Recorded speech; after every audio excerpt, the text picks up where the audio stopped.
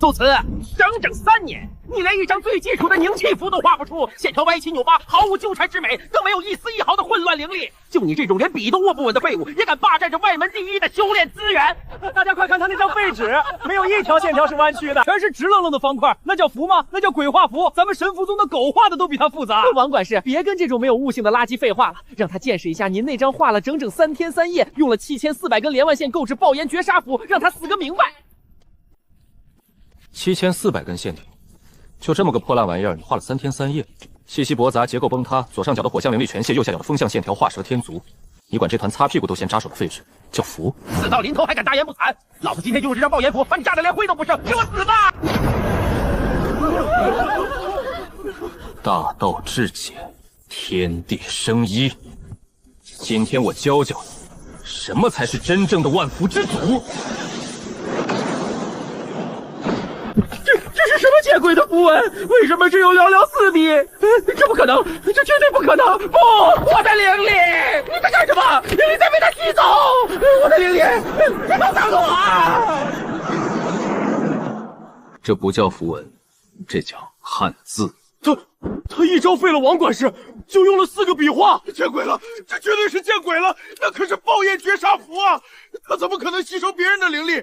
妖术！你用的是妖术！细看本管事的修为，现场知识堂绝对不会放过你的！邪魔外道，你们所谓的符道，不过是一群连基础框架都没搞懂的涂鸦之作。画虎不成反类犬，还不允许别人教你写正楷。好狂妄的口气！ 我神符宗立宗800年，以繁复阵纹沟通天地，以万千线条承载灵气。你区一个外门废材，偷学了几手吸人修为的妖术，也敢大放厥词，侮辱我宗门符道正统！刘长老，你要为我做主啊！这小子不仅废了我的修为，还侮辱咱们的符箓是垃圾！苏慈，交出你刚才那种吸取灵力的秘法，本长老可以考虑留你一具全尸，否则今日这刑罚台上就是你的葬生之地。秘法。 这叫华夏文明，教了你们也学不会。一群连字的结构都不懂的娃们，还妄想掌控天地法则，简直可笑！冥顽不灵！既然你找死，老夫就让你见识见识什么是真正的符道巅峰，什么是不可逾越的差距。是刘长老的本命符，3万狂风撕裂符。据说这张符一旦激发，能瞬间把一座山头削平。完了，苏子死定了！ 这可是3万根线条叠加的极致灵力啊！给我碎成重断！我需要验证一件事：汉字究竟能承载多大的天地法则？线条多就有用吗？没有脊梁的线条，再多也是一盘散沙。看好了，对付你这3万根乱线，我只需要一笔。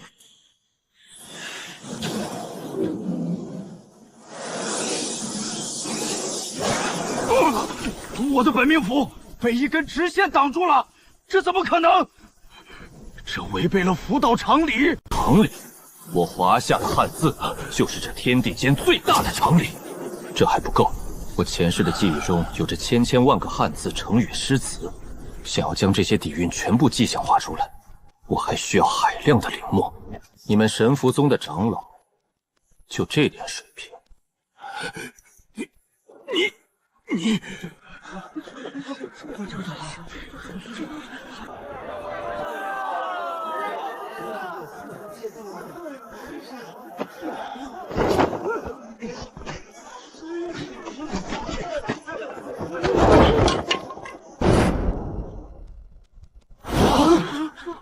他真的疯了！他这是要挑衅整个外门所有的符道天才吗？别浪费时间，你们外门排名前10的，别一个个上了，凑个整。 一起上吧！好一个狂妄的无知小儿，以为暗算了刘长老，就能在外门横着走了？赵兄，何必跟一个连伏笔都不会握的错误废话？是赵岩和风铃师兄，咱们外门的烽火双绝，好好教训这个狂徒，让他知道什么叫天地伟力。烽火双绝，就凭你们，让你们排名前10的凑个整一起上，怎么就上来2个次品？次品？ 苏慈，你给我睁大狗眼看清楚！这是耗费5年心血，刻画了8万6千根阵纹的渊冥地火符。我这张9幽罡风符，足9万根阵纹，风借火势，2符叠加，一共17万6千根线条的绝对灵力矩阵。17万6千根线条，听起来挺唬人。风铃，你的风向线条在第34000根的位置出现了严重折角倒流。还有你，赵岩，你的火象阵纹画得像个缠在一起的毛线球。一派胡言！风兄，别废话，送他上路。烽火无极，绝杀大阵，起！你们觉得线条画得多，力量就大？今天就让你们见识一下华夏汉字真正的叠加法则：一个火视为火，两个火视为炎，三个火上一下二视为焰。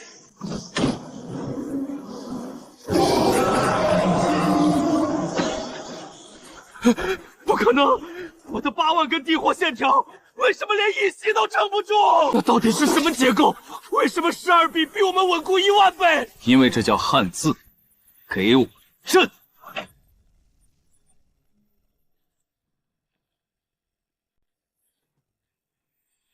这17万根线条蕴含的灵力总量倒是不错，勉强够我塞个牙缝。这种级别的垃圾，来100个也是送死。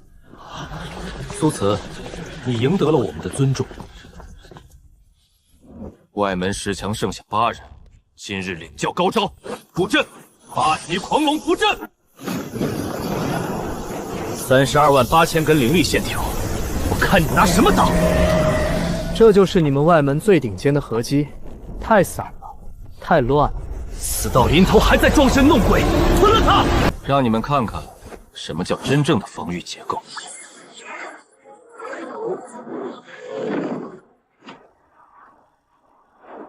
挡住了！他那个方块到底是什么构造？这就撑不住了。我这可连半成力都没出啊！我给你们半个时辰，把所有的本命精血灵力融合在一张最复杂的符箓，100万根线条我也接得住。我就坐在这里等。好，既然你非要找死，那我就成全你！凑齐10方之数，布10方绝杀大符！叶狂，那是核心阵眼，你画那么多无用的螺旋干什么？闭嘴！你这个妖孽，继续输出，不要停！55万根线条，在这绝杀大符下化为金粉吧！55万根线条，灵气终于达标了。你以为这是山？今天我给你们看看华夏文明中什么才是真正的山树。树折，树3笔定乾坤。不，那只有3笔啊！为什么比55万根线条还要沉重1万倍？大象无形，大道至简，你们那叫涂鸦，而我这叫镇压天地之极。多谢款待。外门弟子苏慈连败10强，战力超群，即刻起晋升内门。站住！外门弟子也敢擅闯云海天门？虽然外门的钟声响了，但我们内门可不是什么阿猫阿狗都能进。钟声既响，规矩便定。怎么，神符宗的内门是靠耍嘴皮子守门的？放肆！你以为你在外门用那种妖怪的方块打败了夜狂那几个废物，就能在内门耀武扬威了？我告诉你，外门那些所谓的绝杀符，不过是小孩子过家家的涂鸦。他们连10万根线条的真谛都没摸透。真正的符道在于100万线条的交织，在于灵力轨道的无限堆叠。你那种横平竖直寥寥几笔的方块，在我们内门100万级的符文矩阵面前，连一张废纸都不如。陈队长说的对，你那种没有纠缠、没有嵌套的简单图案，根本不配称为符箓。内门长老有令，必须对你进行符道资格审查。想进内门可以，接下我们兄弟1人1张10万绞杀符，只要你能撑过10轮不死，我们就承认你那方块不是妖术。10轮？这怎么可能？天门守卫的符箓可是内门特供的，每一张都经过了长老的灵气加持，就算是真正的金丹期师兄，也不敢连续应接10张啊！墨池在微微颤动。经过外门一战，我已经到了筑基巅峰的瓶颈。机器需要庞大高质量的灵气来完成金丹的凝聚，眼前这几个内门弟子体内蕴含的灵气质量，比外门那几个强太多了。1人1张，10轮测试，你们内门的人不仅画符啰嗦，连打个架都这么磨子吗？你什么意思？怕了？我的意思是你们太弱了，一个个上只会浪费我宝贵的时间。我不仅要进，还要光明正大的踏进去。既然你们对你们的100万线条那么自信，我要打10个。别藏着掖着了，请画出你们内门最复杂的、线条最多的符，100万根也好，200万根也罢，全部拿出来，让我看看你们内门的垃圾是不是比外门的垃圾包装的更精美一点。好一个不知天高地厚的狂徒！既然你一心求死，老子今天就成全你！众守卫听令，既然他大言不惭要打10个，那我们就让他见识一下内门真正的底蕴。结阵，画100万森罗剑御风，10万根剑纹，剑气成河；30万根剑纹，森罗倒传；50万、80万、100万，100万剑纹御锁狂龙啊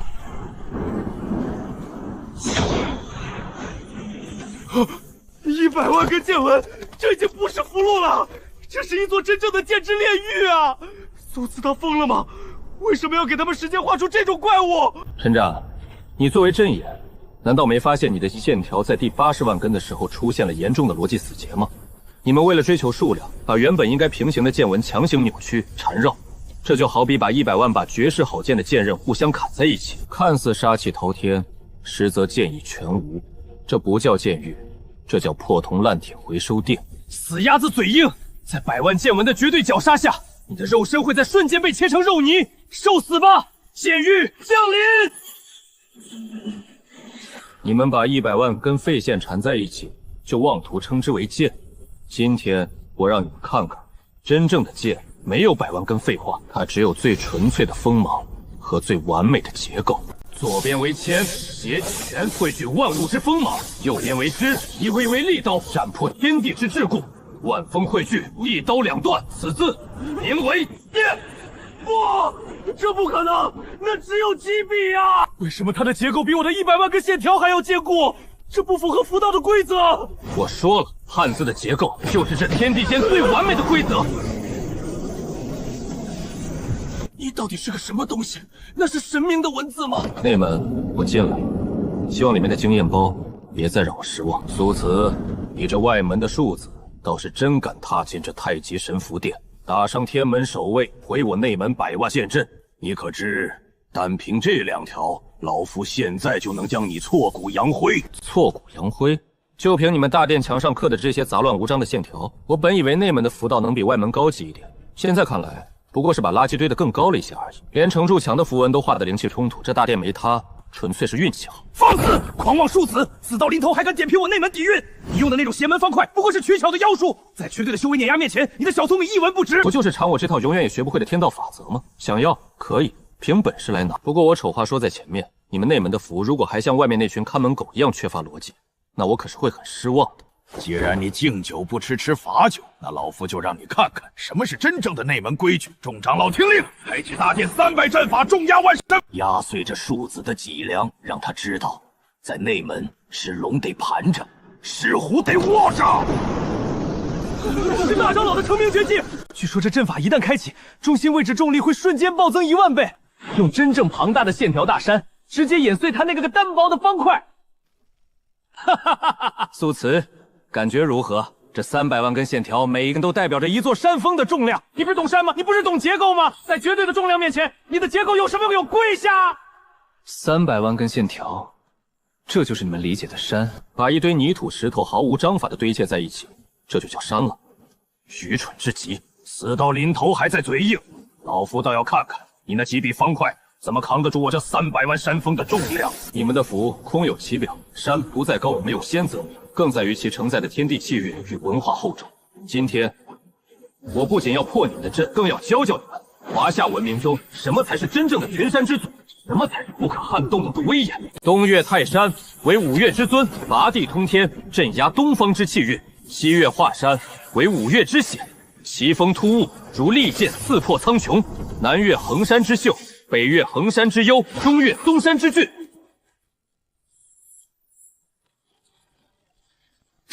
这是什么级别的正文意境？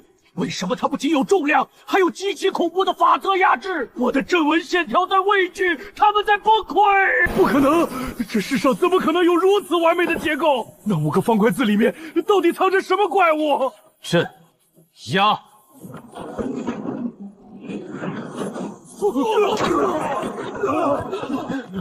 300万根线条的灵气，质量果然比外门高出了不止一个档次。内门的长老果然都是合格的高级肥料。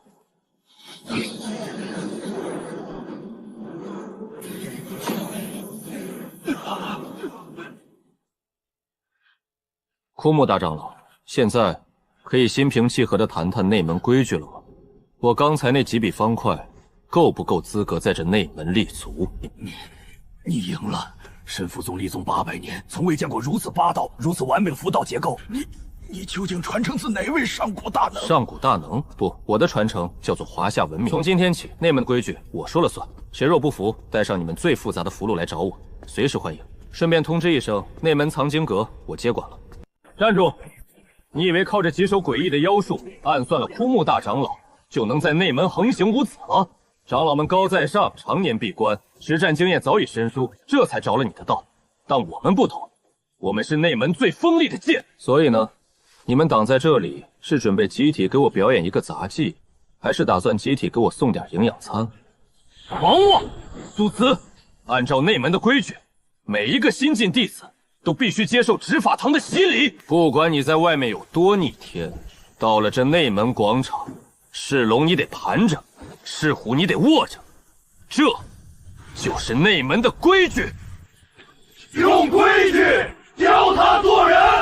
你们这群连基础笔画都写不明白的文盲，既然你们这么喜欢叠加，那就别废话了，把你们手里那些乱七八糟的废纸全扔过来，我赶时间去藏经阁。既然你一心求死，那就用你的命来祭奠我神符宗的符道正统。现阵，百鬼夜行，万符归宗，放！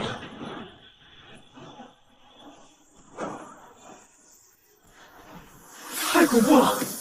这就是内门的底蕴吗？100名天将同时出手，这一击的威力足以把整座山头从地图上抹去。叠加，这就是无敌的叠加法则。苏慈这次绝对死定了！他就算写再多的方块，也不可当出1亿根线条的无差别轰炸。1亿根线条，1万张符箓的叠加。千珏，你们是不是对力量这个词有什么误解？你们把火符和冰符仍增加在里，反而互相抵消了30%。你们把风符和毒符缠绕，风向毒物有一半都在往你们自己那边偏。闭嘴！死到临头还敢大言不惭！在绝对的力量面前，一切技巧都是徒劳！给我碾碎他！看来你们还是觉得不够深刻。今天我给你们内门上一堂进阶课，让你们见识一下华夏文明中超越了物理元素碰撞的概念法则。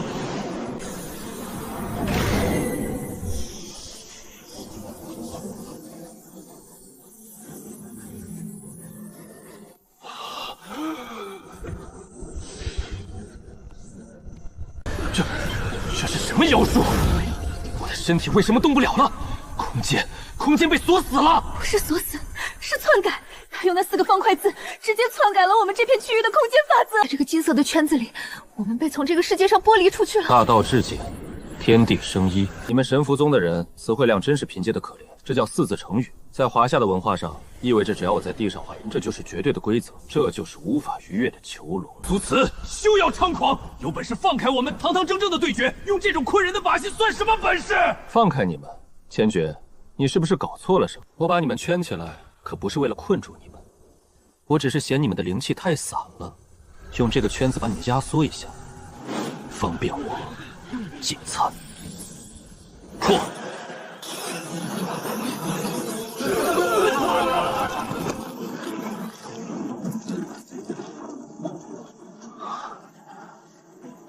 ！100名精英的灵力精华，这顿自助餐质量确实不错。吞噬。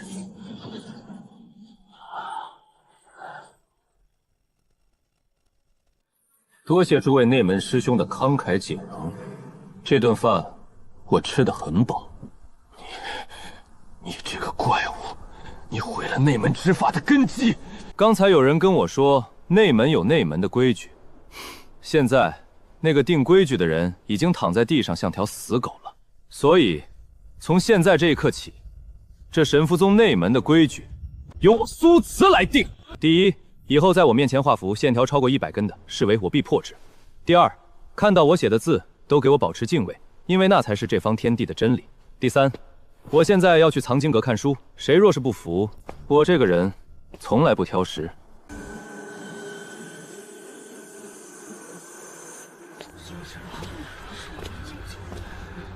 苏慈，老夫听闻你在外面大闹了一场，废了千诀，还破了枯木的阵法。但你若以为凭那些见不得光的小手段就能染指我神符宗的最高机密，那你就是大错特错了。小手段？莫谷长老，你们内门的人是不是都有复读机的特质？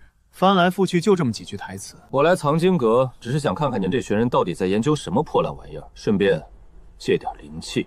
让开吧，别逼我动手拆了这座塔。拆了这塔，狂妄无知！这藏经阁乃是开派祖师亲手布下的9天封诀大阵，塔身上足足镌刻了800万根防御线条。你以为老夫是枯木那种只懂蛮力的蠢货？老夫镇守藏经阁300年，对符文纠缠的理解早已登峰造极。今日老夫不仅要拦你，把你脑子里那些妖异方块的秘密一字一字的挖出来。众护法听令，起阵！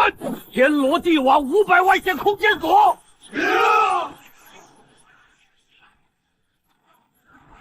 完成了，500万根空间封堵线，每一根都连接着地脉之气。苏慈，别白费力气了。这天罗地网阵，线条与线条之间没有丝毫缝隙，就算是元婴大圆满的修士被困住，也别想吸收到外界的一丝灵气，更别想挪动半步。这就是你们引以为傲的囚禁之法，把500万根铁丝拧在一起，造一个密不透风的铁壳子，然后告诉我这就叫牢笼。莫古，你的符道不仅缺乏逻辑，而且充满了暴发户般的粗鄙。只要能困住你，那就是无上大道。在老夫的500条空间锁的面前，你那些所谓的方块字连施展的空间都没有。现在立刻交出你的秘法，老夫或许还能在宗主面前保你一命，否则这牢笼就会不断说，直到把你切成无数块。没有施展的空间，你们是不是搞错了一件事？我华夏的汉字从不需要物理上的空间来承载，它承载的是凌驾于万物之上概念。今天我不仅要教你们写字，还要给你们普及一下华夏的典故，让你们这群井底之蛙见识一下什么才是正等的绝对囚禁。以天地为卷，以法则为牢，给我圈死他们！这是什么东西？老夫的元婴，老夫的灵力为什么停止运转了？动不了，根本走不出去。这个金色的圈子斩断了我们和外界空间的所有联系。救命！大长老救我！莫古长老，你刚才说你的牢笼能歇顺我，既然你们的阵法这么坚固，那就留着给你们自己当棺材吧。散。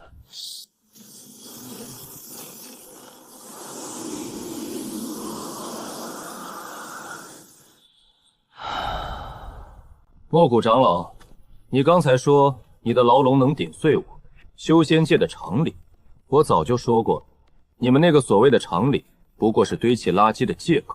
画地为牢，画的不是地，而是规矩。我定下的规矩就是这方天地的法则。你们觉得牢笼必须是铜墙铁壁，那是因为你们的认知还停留在物理层面，而我的汉字直达大道本源。4个字，仅仅用了4个字，就镇压了元婴中期的莫古长老和36名护法，这还是人吗？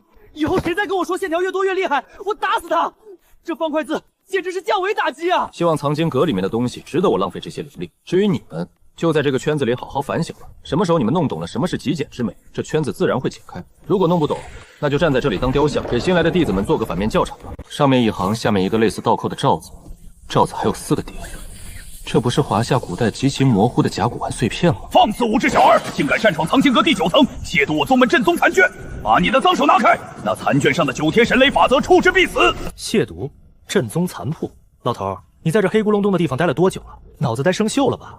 老夫天雷子，在这藏经阁第9层必死关，参悟这9天狂雷灭世残符已整整30年。30年来，老夫残符上的每一个转折都印在了灵魂深处。老夫已经推演出了这残卷的8成奥秘，只差最后2成，便能引动9霄神雷，突破元婴大圆满。你区一个金丹期的新晋弟子，懂什么叫上古大道，懂什么叫雷霆法则？30年，你在一张破纸上看了30年，就看出了个这？老头，我原本以为你们神符宗只是基础差。没想到你们的悟性也这么感人！狂妄庶子，竟敢侮辱老夫30年的心血！你可知这残卷上画的是什么？那上面的一横，代表着9天之上的苍穹壁垒；那倒扣的罩子，代表着天道降下的无上劫云；那4个点，代表着毁灭世间的4大混沌神雷。这是上古大能留下的毁灭法则，你懂个屁！苍穹壁垒，天道劫云，混沌神雷。天雷子，你的想象力很丰富，不去写修仙小说真是屈才了。但我今天必须打破你30年的幻想。你口中这牛气冲天的9天狂雷灭世残符，根本不是什么毁灭法则，它只是一个字的上半部分。一个字的上半部分，一派胡言！这世上有什么字能承载如此恐怖的雷霆法则？你这庶子，为了哗众取宠，简直连常识都不顾了。常识？今天我就教教你，什么才是常识。这上面画的是华夏古汉字中的偏旁部首“雨”字头。那一横不是苍穹壁垒，是天际；那个罩子不是结云，是云层下垂的形状；那4个点更不是什么混沌神雷，那是特么落下来的雨滴。哈哈哈哈！荒谬，简直荒谬绝伦！雨滴，你竟敢说这蕴含着无上毁灭之力的阵纹是区区雨滴？老夫钻研了30年的神雷真意，岂容你用这种凡俗之物来亵渎？既然你找死，老夫就让你亲自尝尝这残卷的威力！我说过了，这只是个半成品。你拿个雨字头就想召唤神雷，难怪你参悟了30年都没突破，因为你根本不知道这雨字头的下面应该加上什么。今天我让你看看，你苦求30年的神雷到底长什么样。上面为雨，代表天象变幻，云层翻滚；下面你缺少的是这4个笔画：竖、横折、横、竖。下面一个田字，云层之下，击打田地，声震百里，万物发生。此字名为雷。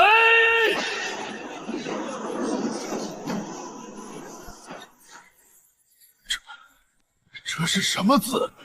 为什么它竟然能直接引动9天雷劫？雨、天、雷，原来如此！原来如此啊！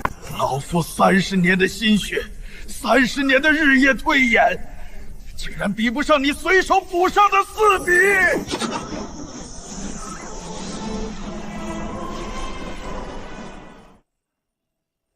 上古残卷的灵力，果然比那些废物画的垃圾要精纯得多。老头，你的30年，我替你收下了。吸！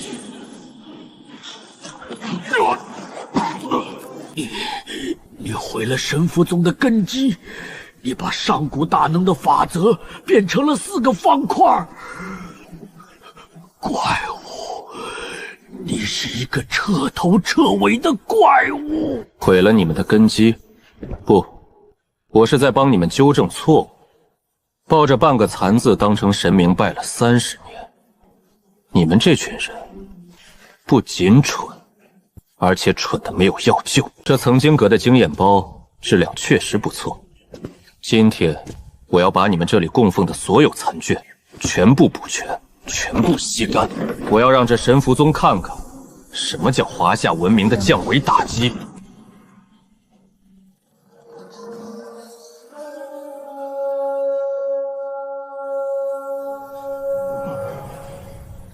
神符宗的前辈们收集破烂的本事倒是一流，整9层楼，全是些残胳膊断腿的偏旁父母。不过量变引起质变，把这些零碎的灵墨全部提纯吸收，倒也勉强把我的灵墨池填满了。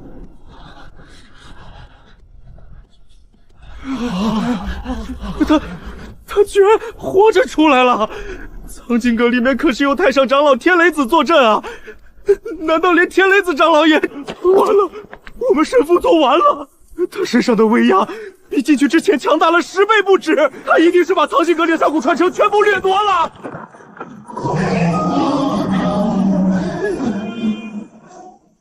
哦，看来内门的高级经验包还没有被我清空。这股灵力biến动虽然驳杂不堪，但总量倒是大得惊人。外门庶子胆敢欺我神符宗无人！我古玄闭关10年，本欲在下个月的帝国大比上一鸣惊人，没想到宗门内竟出了你这个离经叛道的狂徒，废我执法堂，辱我众长老，今日更是毁我藏经阁底蕴。苏慈，你当真以为自己天下无敌了吗？是首席大弟子古玄师兄出关了，他竟然骑着传说中的裂天神鹰。古玄师兄可是千年难遇的拟形符道奇才，他画出来的符兽已经无限接近于真正的上古妖王。苏慈，你的死期到了！裂天神鹰，古玄，你闭关10年就画出了这么个四不像的玩具，翅膀的骨架比例完全失调，羽毛的排列逻辑狗屁不通，风象线条和金河线条强行揉捏在一起，导致这只鸟的重心根本不在胸腔，而在尾巴上。它现在能飞在天上，全靠你庞大的灵力在硬撑，这不叫你汉，这叫强行拼图。住口！你这根本不懂符道的蝼蚁，竟敢对我的神作评言论足！我这头裂天神鹰，耗费了整整100万根线条，每一根羽毛都刻画了微型阵风阵纹。你懂什么叫匠心？你懂什么叫赋予死物以灵魂？匠心，灵魂。把100万根废线缠在一起，给它画个眼睛，你就以为它活了？真正的生命是有其内在的天道法则与生长逻辑的。你这种违背了物理常识的拼凑怪，连垃圾都不如。好一个大言不惭的狂徒！既然你看不起我的裂天神鹰，那我就让你见识一下我古玄闭关10年的终极底蕴。我倒要看看你那几笔简单的方块能不能挡住我这支吞噬天地的无敌大军！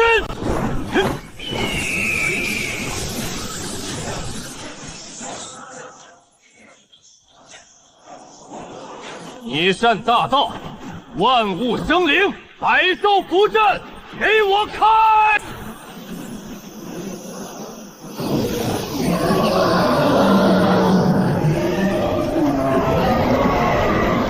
看到了吗，苏池？这才是我神符宗拟行符道的至高境界。这100头凶兽，每一头都耗费了我数百万根线条的心血。我赋予了他们血肉、骨骼，乃至杀戮的本能。100头金丹级凶兽，就等于100个不知疲倦、不惧死亡的高手，在绝对的数量与质量碾压下，你就算能写出再多古怪的方块，也只有被踩成肉泥的份儿。现在颤抖吧，绝望吧！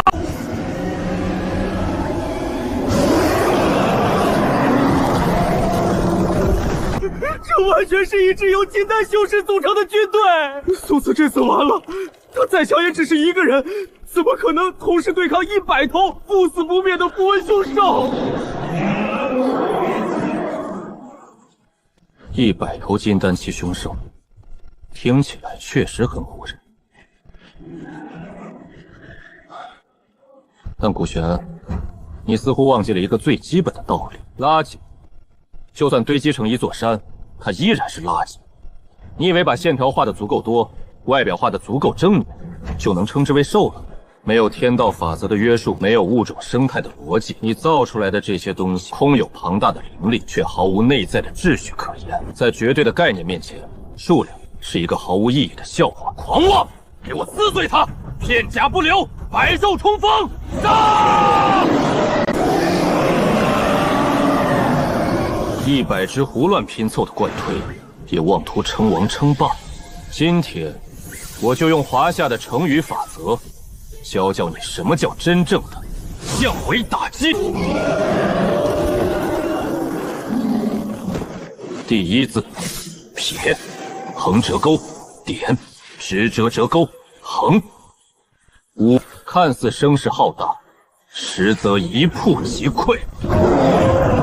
装神弄鬼，一个字就想挡住我的百兽大军，痴心妄想，给我撵过去！撇捺横竖合点横撇捺是。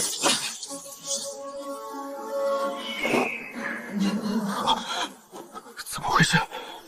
我的神识连接被切断了，这不可能！这些符手的核心阵眼明明都在我手里，强行把不同属性的垃圾拼凑在一起，也敢自称兽潮？没有统一的意志，没有生态的秩序，一旦失去你那强加的控制力，他们连最本能的野兽都不如。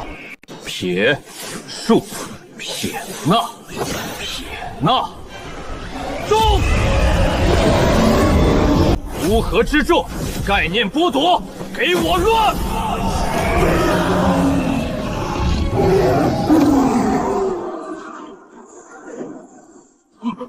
内讧了！百兽大军竟然自己打起来了！不是内讧，是法则崩溃，是法则崩溃。苏死的那4个方块字，直接在逻辑层面上否定了他们作为一个整体的存在。我的魔狼，我的毒鲛，住手！都给我住手！苏慈，你到底用了什么妖法？你没有用一根线条防御，为什么能破我的100万大阵？我说了，这是概念碾压。在华夏的成语词典里，乌合之众注定成不了气候，这就是规矩。你那100头凶手拼凑的越复杂，内部的矛盾就越大，死的也就越快。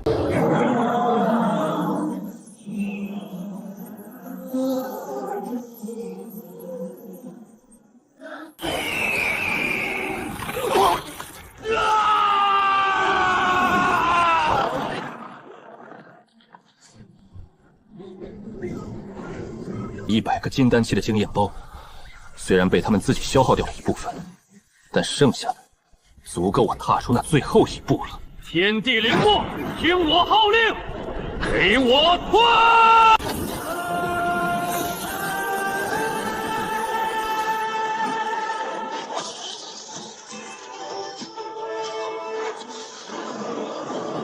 元婴起源，华夏的文字法则果然没有上限。现在，我写的字才算真正有了灵魂。元婴，你竟然借着我的力量突破了元婴！怪物，你到底是从哪里来的怪物？我刚才教你的成语学废了吗？你们这群自诩为天才的井底之蛙，总是喜欢把一堆没有逻辑的乱线包装成绝世神功。以后记住，没有文化就多读书，别再拿那种连幼儿园小朋友涂鸦都不如的东西出来丢人现眼了。内门这个池塘已经被我抽干了，接下来就该去帝国的佛道大会上给全天下的天骄们普及一下华夏的9年义务教育。希望那些所谓的帝国天骄能给我提供点更有质量的灵墨吧。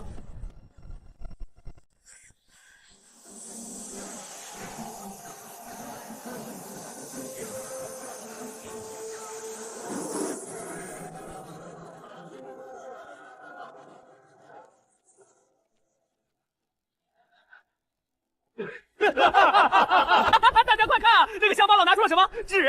他竟然用纸来画符！这都什么年代了？自从500年前佛道大兴，所有人都知道，只有极品玉石和深海精金才能承载数十万根符文线条的恐怖灵压。用纸，别说承载灵力了，恐怕灵气刚一接触，那破纸就化成灰了吧？神符宗是真的没落了，连个像样的载体都买不起，还只派了1个人来参赛。这是来帝国大会上丢人现眼的吗？你就是那个神符宗派来的独苗苏迟。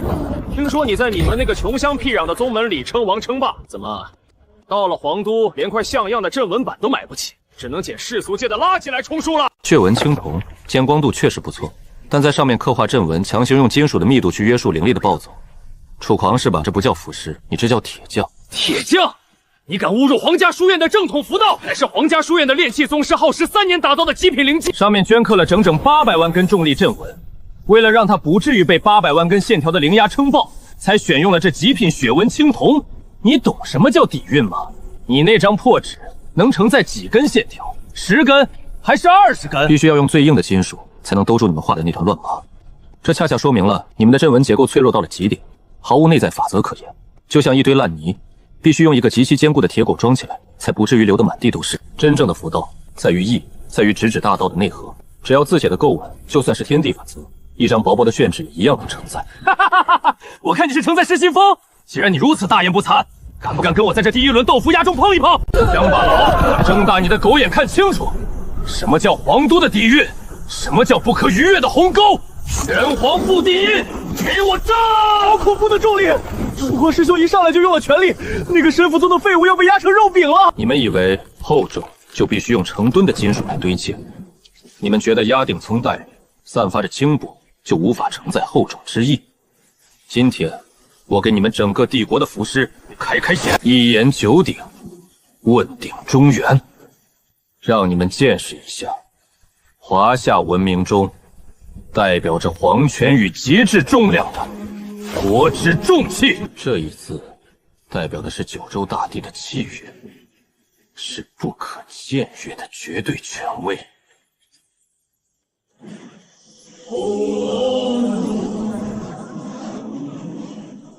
是不可能，一张破纸怎么可能扛得住我的玄黄波地印？给我压碎它！金属再硬也不过是死物，而汉字承载文明的重量。鼎现。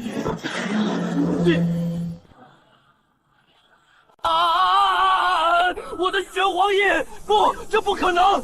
纸怎么可能比精金还重？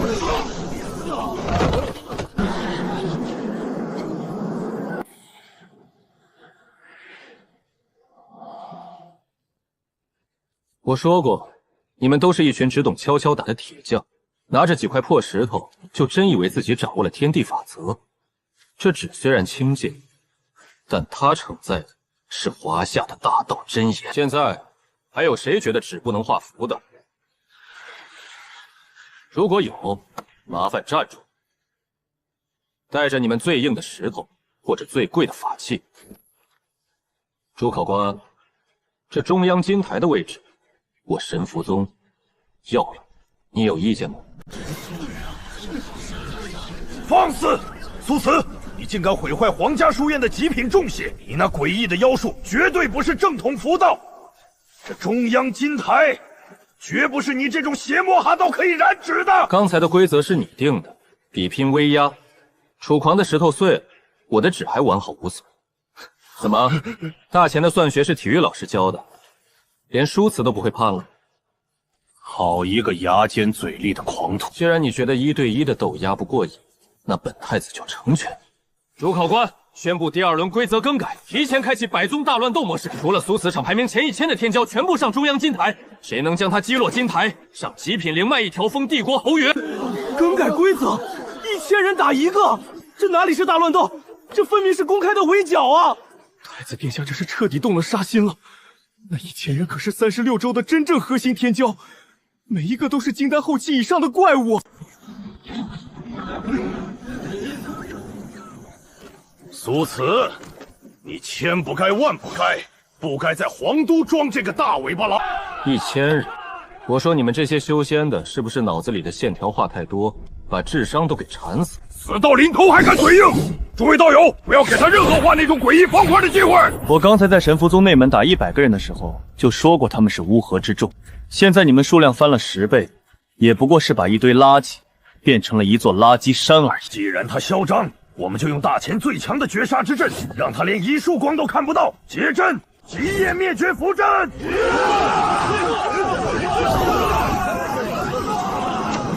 极夜降临，万法皆灭。你的眼睛看不见宣纸，你的神识感知不到墨水，你就算有通天的本事，在这绝对的黑暗与虚无中，你连个最简单的方块字都写不出来。他的妖法全靠写那些奇怪的符号，现在我们切断了他与外界所有的灵力联系，他那支破笔现在连烧火棍都不如。大家准备，在极夜大阵中用纯粹的灵压把他碾成一滩血水。就这点灵压，也敢称碾压？难道不是吗？你现在连自己的手在哪儿都看不见。你们是不是觉得切断了外界的灵气，我就成了废人？你们对文字的力量一无所知。华夏的汉字，从它诞生的那一天起，就不是为了好看而存在的。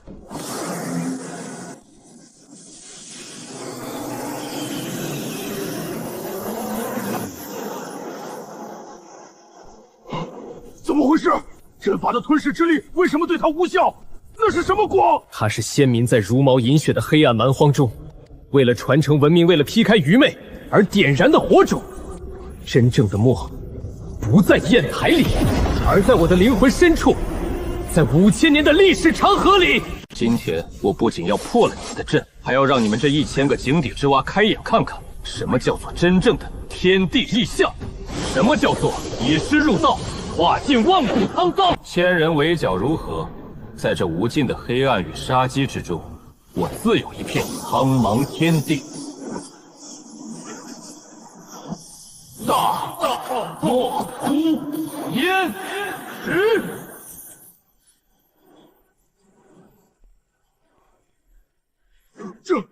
这是什么意境？为什么我感觉自己在这5个字面前渺小的像一粒沙子？我的阵法在崩溃！还没完呢！既然有极夜，那我就还你们一轮落日。长河落日圆。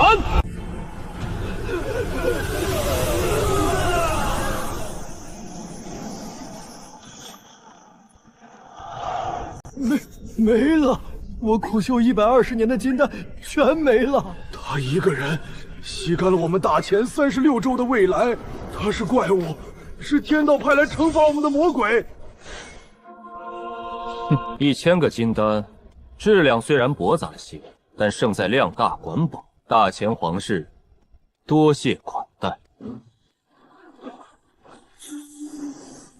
铁行将军，不用留活口，把他吸走的帝国气运，用他的血给本宫洗回来。末将领命，今日必用此贼祭奠我大前国威。我不管你用了什么妖术击溃了那些温室里的花族，但在我皇家禁卫面前，任何取巧的花招都是徒劳。我们是剑符双修，我们的每一把剑上都刻画了3万道急速杀阵纹。交出你吸走的云力，我可以让你死得痛快一点。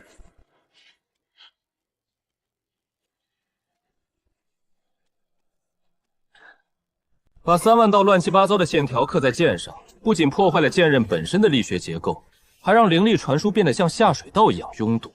这就是你们所谓的剑符双修。死到临头还敢点评我军中利器，全军听令，解阵，万箭绞杀修罗阵。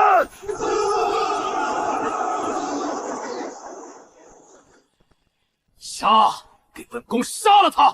在绝对的暴力军阵面前，我看你的方块字还能怎么写？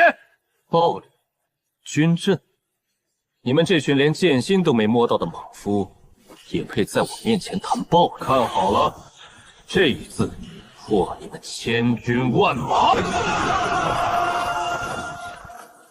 怪我，他根本不是人，1000个天骄挡不住他，3000禁卫军挡不住他，难道这天下真的没有人能制裁这个狂徒了吗？苏慈，你别得意的太早，皇家禁卫的尊严不容践踏。今日本将就算燃烧元婴，也要将你拖入地狱。众将士听令，血迹不见，以我等精血为引，召唤大前开国祖龙大阵。祖龙大阵同归于尽。铁图，你太看得起你们这群三脚猫了。你们的阵仗再大，在我眼里，也不过是给我这幅千古绝唱增添一点下酒的背景板罢了。刚才的斩字只是开胃菜。既然你们大前皇室如此好客，连最后的底牌都献出来，那我不回敬一份大礼，岂不是显得我华夏文明不知礼数？今天我让你们全帝国的人见识一下什么叫做真正的一剑双寒14招。父皇，完了，全完了！3000皇家禁卫全军覆没，铁图大将军战死。那个苏慈根本不是人，他只用了2句诗就把我们大前上千年的国运抽干了呀！父皇快出手镇压他呀！镇压？连祖龙大阵都被他一剑劈了，拿什么镇压？大前的符道根基已经断了。既然这江山注定要被这个妖孽颠覆，那干脆就拉着整个九州给他陪葬。苏慈，你以为赢定了吗？这世上还有比你更不讲理的东西！界外的神明啊！大前皇室第137代不孝子弟司马渊，今日以大前剩余的全部疆域为祭品，愿开启围渡之门，请无形天魔降世，替朕抹杀那个名叫苏慈的异端。大前的皇帝，你终于愿意打开这扇门了。为了一个土著献祭整个世界，你们人类的贪婪和嫉妒总是这么美味。杀了他伟大的天魔！只要你们能抹杀他，大前的一切生灵任凭你们吞噬。陛下不可，这是引狼入室，会毁灭邪魔整个九州的。邪魔外道，休想染指我九州大地！众服侍听令，解万重金甲镇魔谱。符文、线条，你们这个维度的生命总是喜欢画这些无聊的涂鸦。没了！老朽画了300年的阵纹，为什么会凭空消失？这违背了天道法则。天道法则，我们就是来抹除法则的。在抹杀法则面前，任何由线条构成的力量都不配存在。你就是那个被天师训了气记住你身上的力量，那么稀释的你把和线条构成的符文，在我的抹杀法则面前，就都是可以被擦除的错别字。错别字？就凭你这团连五官都没长齐的黑炭，也配给我批改？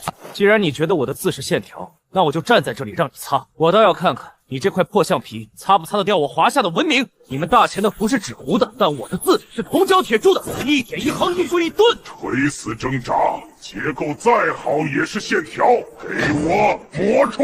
挡住了，苏慈大人的字挡住了天魔的抹除法则。看到了吗，土著？你的结构确实比那些垃圾强1万倍，但你只要你自后天演化出来的规则符号是压出来的线条，就没有我抹除不了的。你的防线崩溃了，受死吧！放弃抵抗了吗？明智的选择，成为我的养料吧！放弃抵抗？你算个什么东西？你刚才说的对，确实是后天演化了出来的规则。你觉得楷书太文明？可以被你的法则橡皮擦擦掉。很好，既然你这块橡皮擦喜欢擦线条，那今天我就把文明的外衣脱掉，我倒要看看你这只界外的老鼠能不能擦得掉华夏先民茹毛银屑时刻在龟甲兽骨上的不屈图腾。精血，真是可悲的低微生物！你以为把墨水换成自己的命，就能改变线条被抹除的命运吗？在绝对的虚无面前，你的血连一抹灰尘都算不上。天魔，你根本不了解人类，你们这些生于虚无的怪物，以为世界就是一张白纸，想怎么擦就怎么擦。但你错了，有些痕迹不是写在纸上的，而是刻在骨头里的。但在那伸手不见五指的蛮荒时代，我的祖先为了活下去，用石头，用骨刀，在龟甲上刻下的是与天地抗争的图腾，这叫甲骨文。蛮荒瘴叶，先民钻木取火，以驱寒兽。这一字代表的是华夏文明的破晓，是人类永不屈服的求生意志。甲骨真言，火！什么狗屁文明破晓？线条就是线条，给我擦除！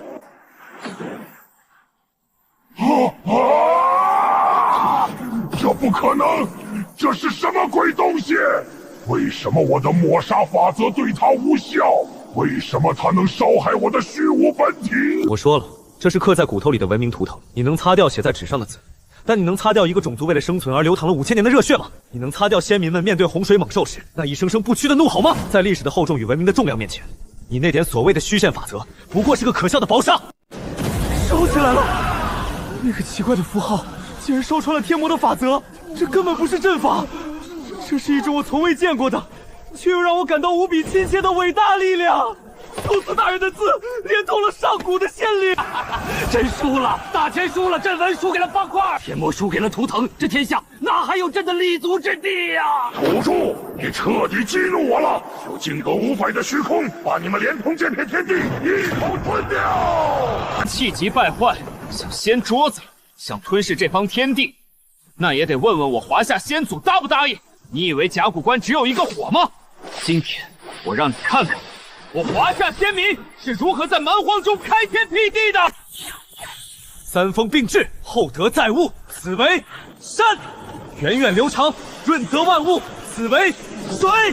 不，这不可能，只是一些粗糙的华文，为什么会有这么恐怖的镇压之力？有山有水有火，万物出生，文明已具雏形。接下来就该让创造这一切的主角登场了。天魔，你给我睁大你的狗眼看清楚，是谁屋顶青天，脚踏黄泉，百代之师，此字名为人。大道人道气运家。不，放开我！我乃高维主宰，你不能！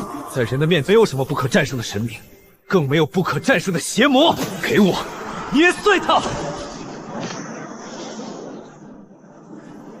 擦除线条。现在告诉我，你们能擦除文明吗？大钱没了，朕的江山没了。苏池，你以为你赢了吗？朕得不到的天下，你也休想得到。这登天台之下埋藏着大钱36州的灵脉地核，朕现在就引爆它，让这数千万皇族子民，让这9州大地统统给大钱陪葬。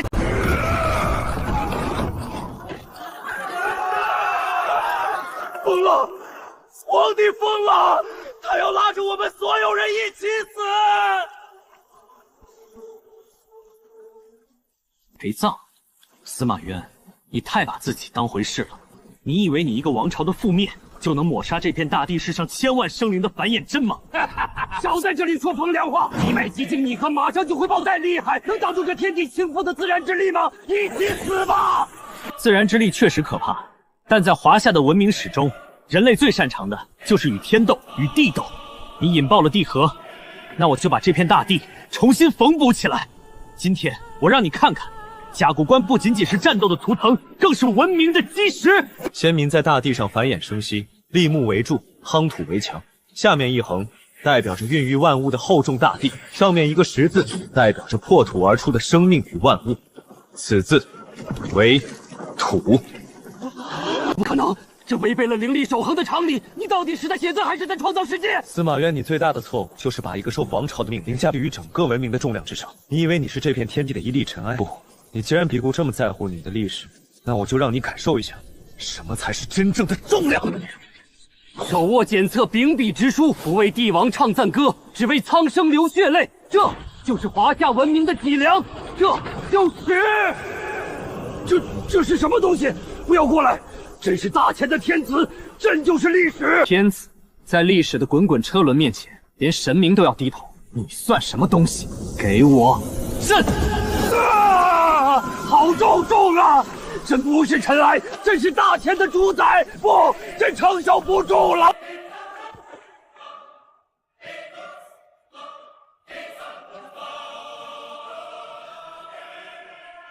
文明的重量，不是谁都能扛得起的。既然把旧的房子拆了，总得打个新地基。甲骨文的图腾之力已经唤醒，这漫天的无主法则，正好用来重塑这方天地的底层逻辑。给我去！天地反哺，文明重塑，给我去！警告：一维世界9周出现异常逻辑变量，该变量使用的是一种未被记录的象形概念法则，已导致本维度的常规防御机制崩溃，文明重量超载，维度容量已达极限，开始执行最终清理程序，世界重启。我们的世界要被彻底毁了吗？世界重启，清理程序，看来这9州大陆的背后还藏着更高级的程序员啊！你们觉得这个世界的代码乱了，容量超载，就想一键格数化，想重启这个世界可以，但这个世界的新法则得由我来写。单字的力量你们见识过了，诗词的意境你们也领教了，甲骨的图腾依然没能让你们闭嘴。那接下来，我让你们这些所谓的高维生命好好看清楚，什么才是全宇宙通用的终极大道，什么才是华夏哲学的巅峰。一横，竖弯钩。大哥哥说这个字读水。哇，